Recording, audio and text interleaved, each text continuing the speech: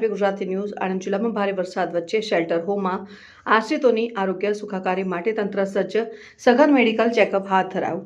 કલેક્ટરશ્રી અને જિલ્લા વિકાસ અધિકારીશ્રીના માર્ગદર્શન હેઠળ આરોગ્ય વિભાગની ટીમો દ્વારા અસરગ્રસ્તોને તબીબી સારવાર અને દવાનું વિતરણ કરાયું।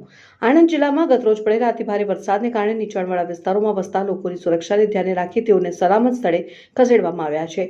જિલ્લા કલેક્ટર શ્રી પ્રવીણ ચૌધરી અને જિલ્લા વિકાસ અધિકારી સુશ્રી દેવાહુતીના સીધા માર્ગદર્શન હેઠળ જિલ્લા વહીવટીતંત્ર અને આરોગ્ય વિભાગ દ્વારા શેલ્ટર હોમમાં રહેલા નાગરિકો માટે સઘન આરોગ્ય તપાસ અને સારવારની કામગીરી યુદ્ધના ધોરણે શરૂ કરવામાં આવી છે। મુખ્ય જિલ્લા આરોગ્ય અધિકારીની ટીમ દ્વારા જિલ્લાના વિવિધ આશ્રય સ્થાનોની મુલાકાત લઈને સ્થળાંતરિત લોકોના સ્વાસ્થ્યની તપાસ કરવામાં આવી રહી છે।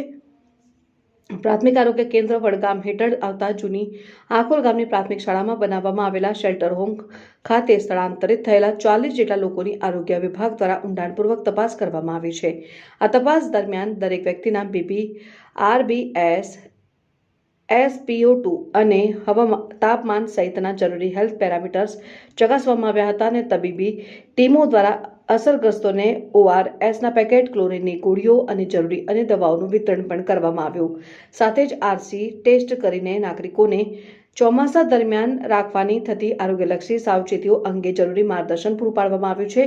કુજરાવ ખાતે તાલુકા હેલ્થ ઓફિસર આણંદ દ્વારા શેલ્ટર હોમની રૂબરૂ મુલાકાત લેવામાં આવી હતી। આ મુલાકાત દરમિયાન સ્વચ્છ અને સુરક્ષિત પીવાના પાણી માટે ક્લોરિનેશનની કામગીરી સુનિશ્ચિત કરવામાં આવી। આરોગ્ય ટીમોએ શેલ્ટર હોમમાં રહેલી સગર્ભા માતાઓની મુલાકાત લઈ તેઓને જરૂરી તબીબી સલાહ આપી હતી અને જરૂર જણાયે વધુ સારવાર માટે શિફ્ટ થવા સમજાવ્યા હતા અને મેડિકલ ઓફિસરના માર્ગદર્શન હેઠળ તમામ આશ્રિતોની આરોગ્ય તપાસ કરી RC ટેસ્ટિંગની પ્રક્રિયા પૂર્ણ કરવામાં આવી છે। પાટવી ગુજરાતી ન્યૂઝ જીઓ રાજસુભાઈ।